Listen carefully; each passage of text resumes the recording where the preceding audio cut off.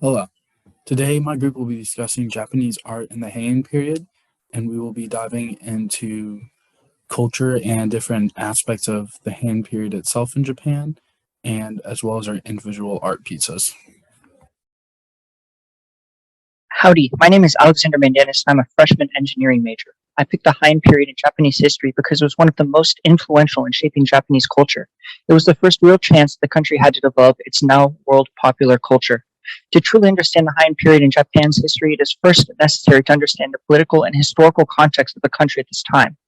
This period took place from 794 to 1185 AD and began when the emperor attempted to move the capital away from the Buddhist clerics in the country's first capital of Nara to the sheltered capital of Heian. At the same time, China was embittered in political chaos, and they removed their embassies from the Japanese capital. This allowed unfettered development of Japanese art and language, as in the past they were strongly influenced by the Chinese presence. During this time, the country was consistently ruled by emperors from the Fujiwara clan.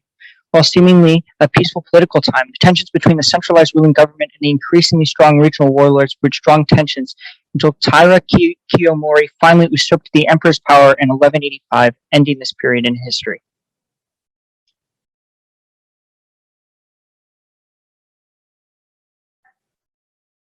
Hello, my name is Kirsten Cherry. I am also in freshman engineering. I will be speaking about the religion of the Heian era due to how influential it was upon the artwork of the era. In Japan, the original religion was Shintoism, a polytheistic religion involving gods, spirits, and demons known as yokai. However, in the 6th century, when Japan became relations with mainland Asia, Buddhism was introduced from China.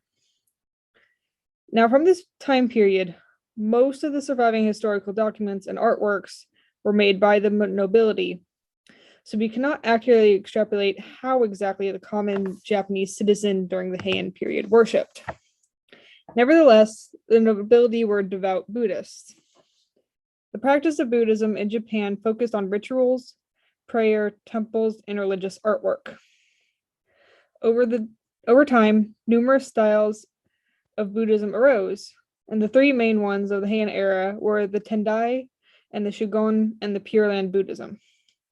The main sect of Buddhism, originating in India, is the pursuit towards enlightenment, meditation and devotion to reaching awareness of the universe and abandoning the mental blocks causing personal mortal suffering, all to escape the cycle of reincarnation. It's not a religion in the sense that there's gods, but there is a belief system providing guidance on a peaceful afterlife. Tendai Buddhism was the widest worshipped in Japan and seeks out enlightenment with an emphasis on the unity of the universe and the teachings of the Buddha. Shugon Buddhism blended two mythical realms, the diamond and worm realms, and sought out a more accessible spiritual route towards enlightenment. Pure Land Buddhism is slightly simplified with the devotion to Buddha of infinite light instead of seeking enlightenment. All these different styles were worshipped side by side, and some elements were shared between the populace over time. Howdy, my name's Amanda Moskowitz, and I'm a freshman education major. I'll be talking about the Heian belief within their culture. A main theme surrounding their thoughts and actions was to preserve peace within themselves. Surrounded by war, now, take 2. Howdy, my name's Amanda Moskowitz, and I'm a freshman education major. I will be talking about the Heian belief within their culture. A main theme surrounding their thoughts and action was to preserve peace within themselves. Surrounded by war around them, the main theory was to keep peace and well-being.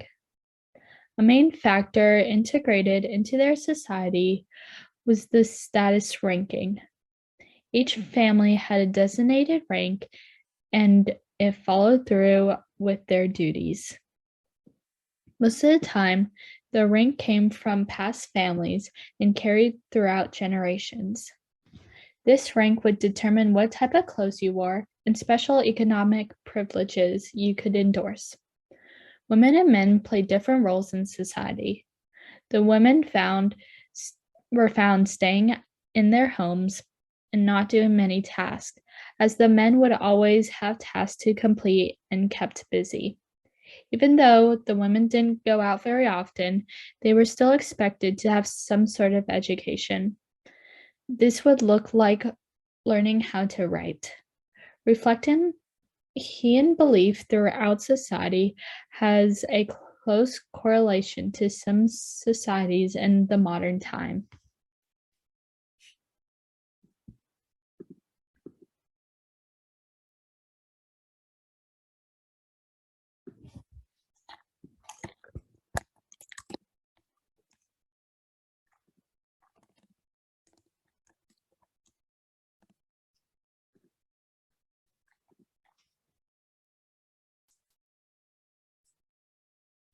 Okay, take 3. Howdy, my name is Amanda Moskowitz, and I'm a freshman education major. I will be talking about the Heian belief within their cultures. A main theme surrounding their thoughts and actions was to preserve peace within themselves. Surrounded by war, the main theory in their culture was to keep peace and well-being. A main factor integrated into their society was the status ranking. Each family had a designated rank and would follow through within their duties. Most of the rank came from past families and carried through generations. This rank would determine what type of clothes you wore and special economic privileges you could endorse. Women and men played different roles in society.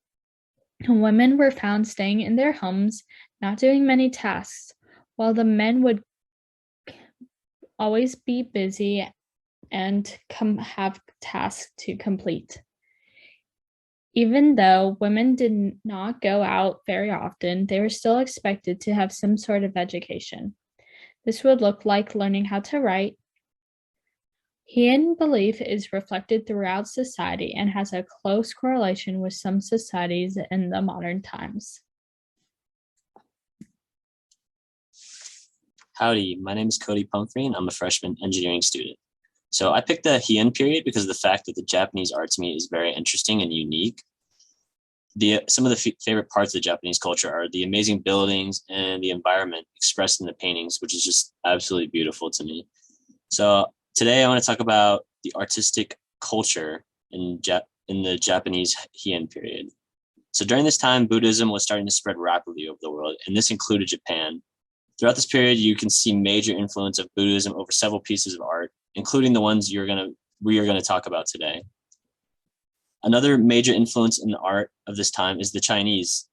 The Chinese were trading with the Japanese at this time, and you could see how the Chinese culture was almost infused into the artwork of Japanese art, and it laid a major impact over the course of time.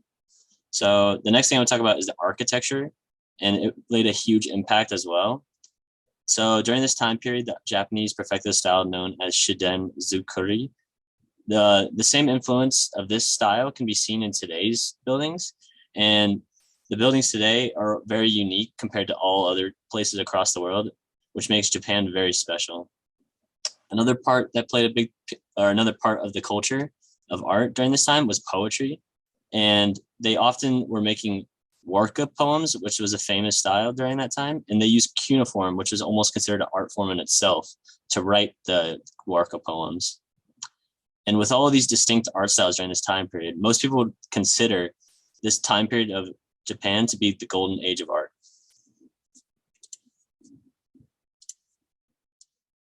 So I will be diving into the society of Heian Japan.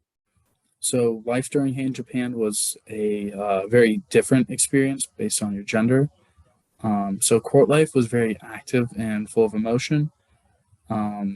Yet women at the time were very secluded and were not able to participate much in politics or the day-to-day activities.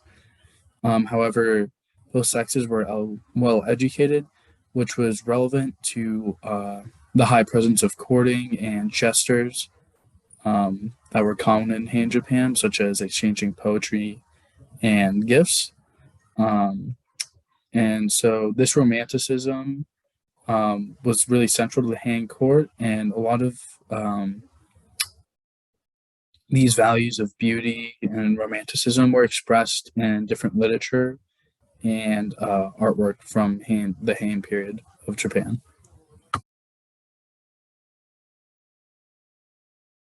Sean Donahue, and I will be analyzing the Mandala of Both Worlds.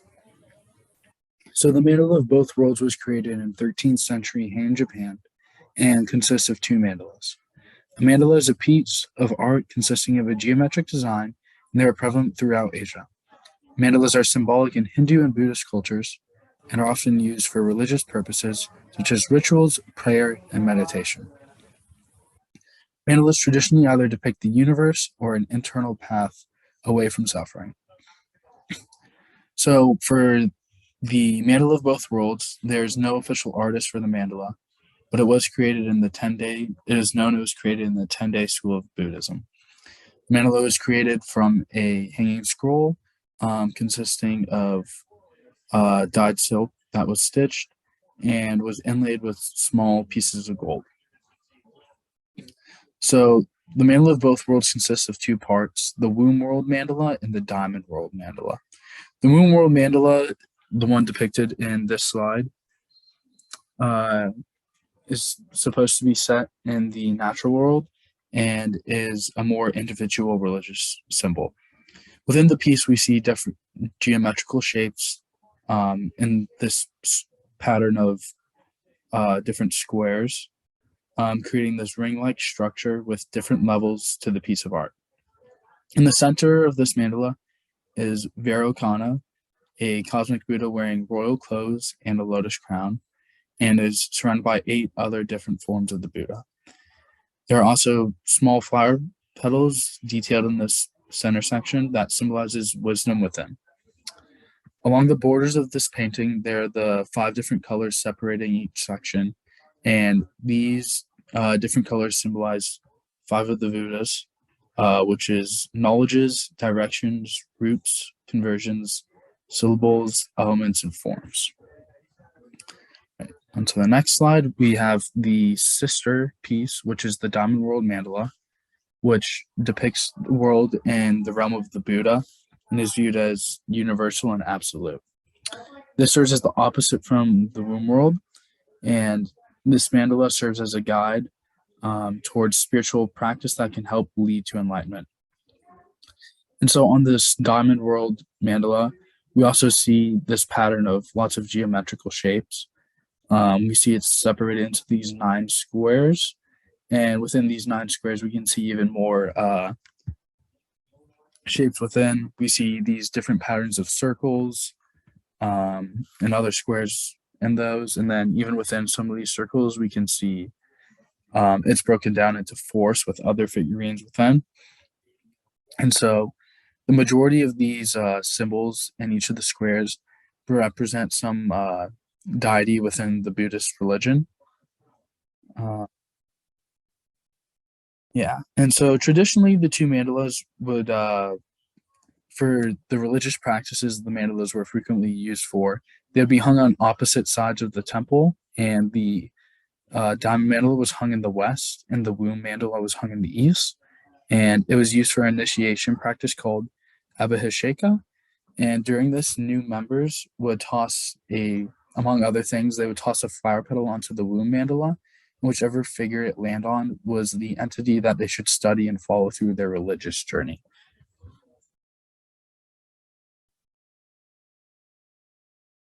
The band Dainagon Maiki is a group of 3 scrolls that depicts the arson of a gate that happened during the 9th century in Japan. Each scroll is over 800 centimeters long and is visual as well as textual depictions of this event. The media are various paints on hand scrolls. The scrolls are thought to have been commissioned in 1177 by a retired emperor. The scrolls have 2 parts, text and pictures.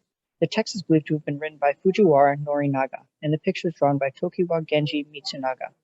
The scroll's creation reflects the strong religious beliefs of the time. Following several military disturbances, they are thought to have been created to pacify the evil spirit of the band Dainagon, as the end of the story explicitly describes his regret for the entire situation, which would have pacified his spirit. Despite only containing a handful of scenes, This scroll stands out because of its great technical excellence and unique style compared to other scrolls of the time.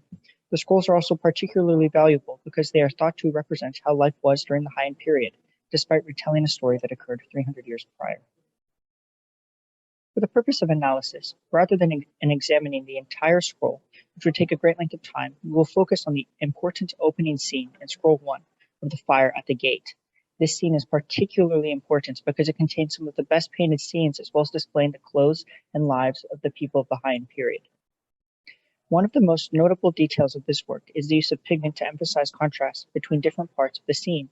The purpose of this part of the scroll is to emphasize the horror of the fire to maximize the crime that the band Dinagon committed.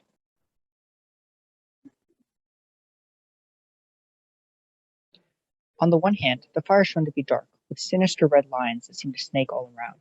Its presence is undoubtable. Comparatively, the people are not as darkly emphasized as the fire and are drawn with lighter and thinner brushstrokes, suggesting their urgency to flee the scene. Additionally, the shapes of the people and the horses suggest fast movement away from the fire. Looking at this image, the bottom shows a horse whose legs are up as if galloping, and two people in front who have their legs far apart as if running, and whose hands are behind them in a running stance. For this image, many people are shown nearly horizontal, suggesting they are running away quickly from the fire. Their faces, rather than being tranquil and calm, have open or frowning mouths and eyes that seem to be looking for a place to flee to.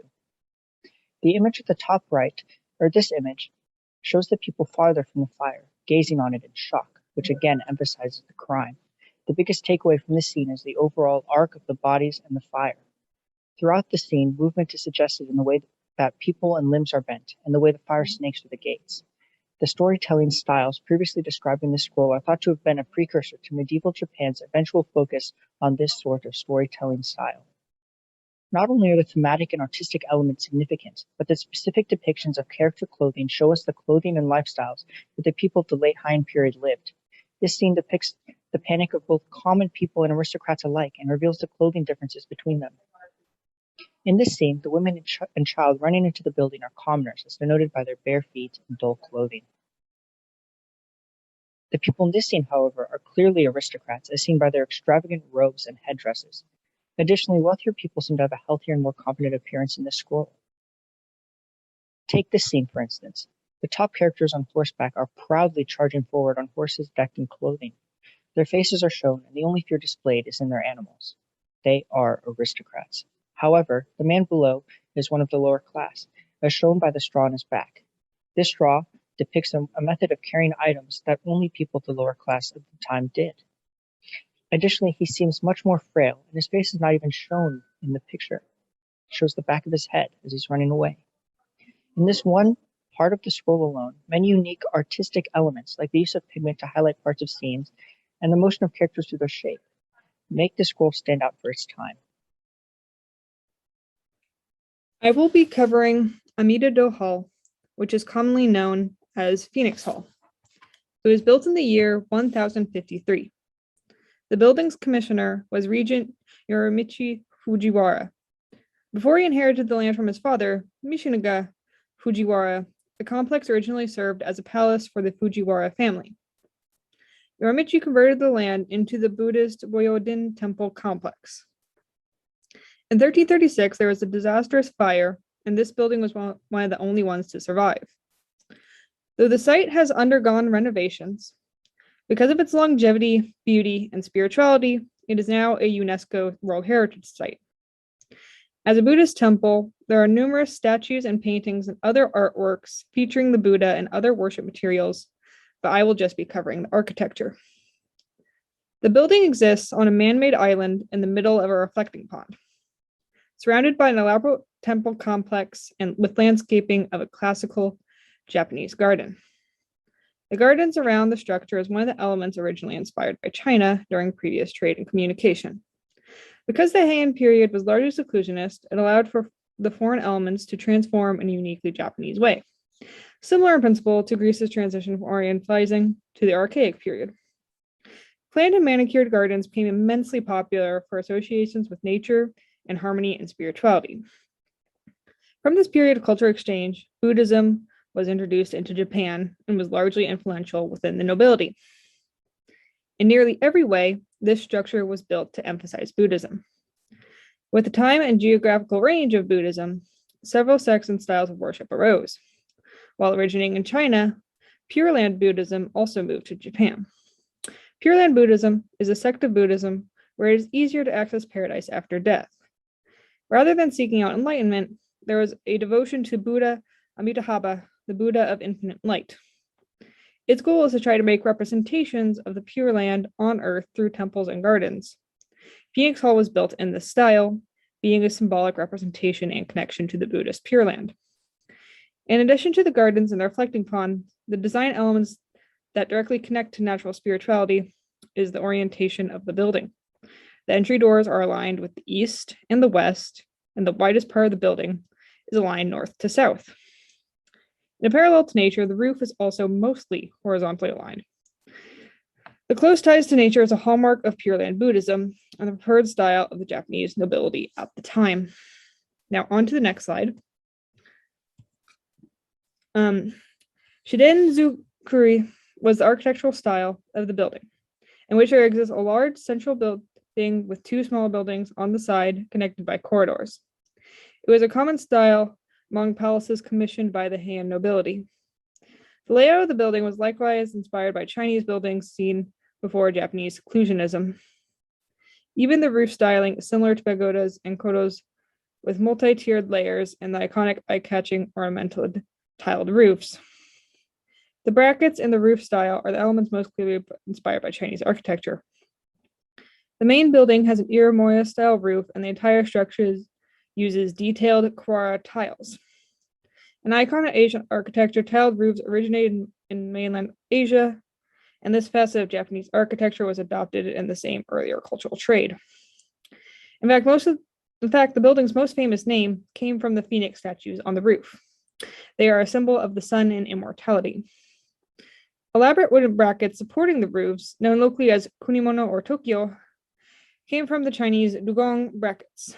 They were placed at the top of columns and below the roof for support. The brackets used a technique called kimugi, where no metal nails were used. Instead, the stability of the joints came from intricately interlocking beams. Dugong brackets originated from China in the first few centuries of the AD era, mainly for elasticity during earthquakes. They quickly became more ornamental due to their natural symmetry of the joints and the unique and interesting visual elements they held. From restoration work, it was identified that these beams were originally painted a vibrant red. This building seems to be the epitome of classical medieval Japanese architecture, elements from China for the worship of Buddhism, admired by the nobility. Amida Buddha is one of the most recognizable creations in Japanese history. From Uji, Japan, located in the Phoenix Hall, this structure is represented of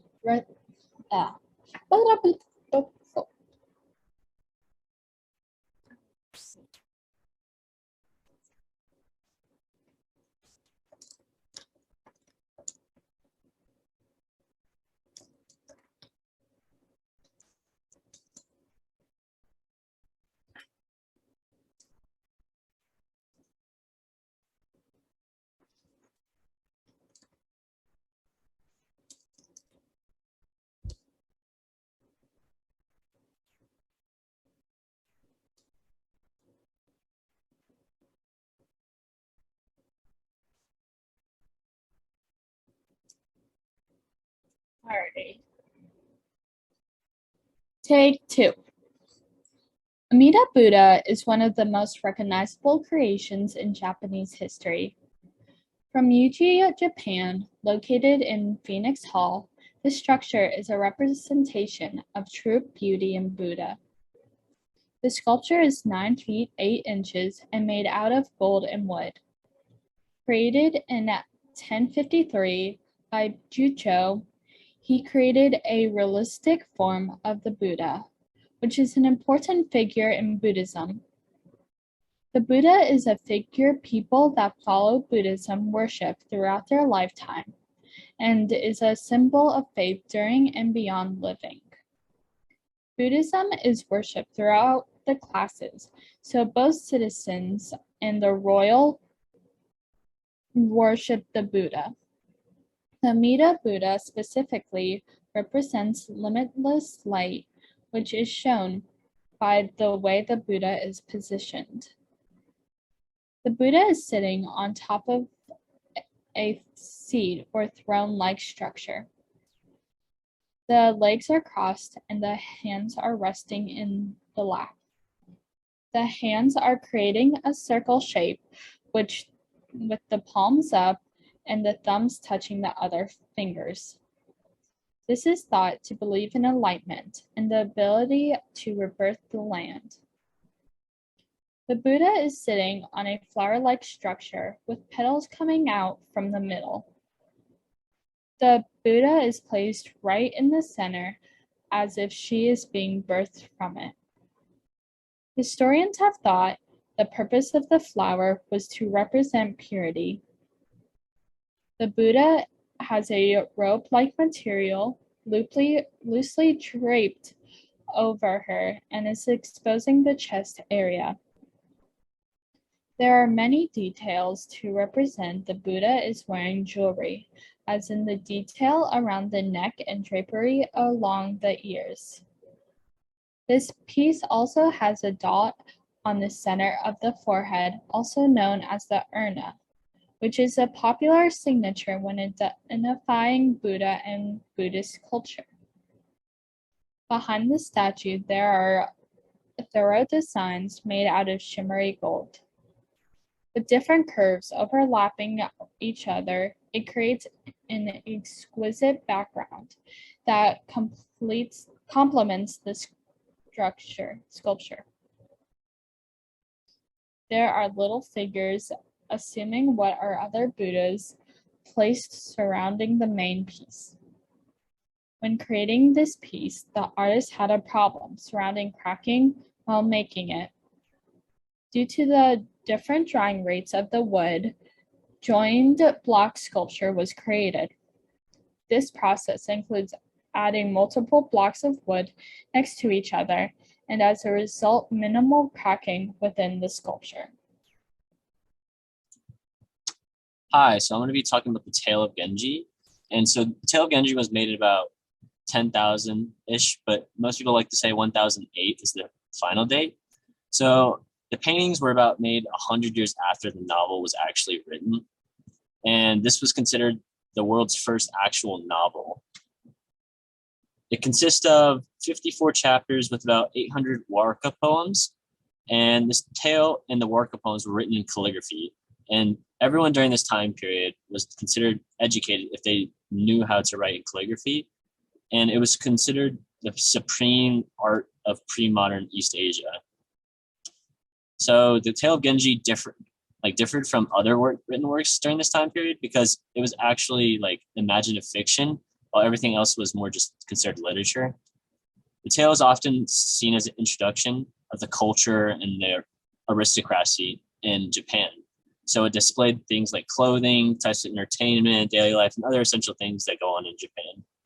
So the Tale of Genji is about the main character, or the tale is about Genji, the main character, and his life and experiences. In more details, his love life, his human sensitivity to emotion, and also the beauty of the just nature itself. So the tale does this by expressing the beauty of nature by controlling natural elements of the scene to help illustrate the emotion the author is trying to evoke in the story. So like, for example, for happiness, it could be like a blossoming tree, while unkempt weeds would represent loneliness. Emotion is not displayed on the characters' faces, rather, because like you could look at all these like the faces in this picture right here and you would not know what they're doing. But you basically get the emotion of the whole scene by looking at the color and what's going on in the environment.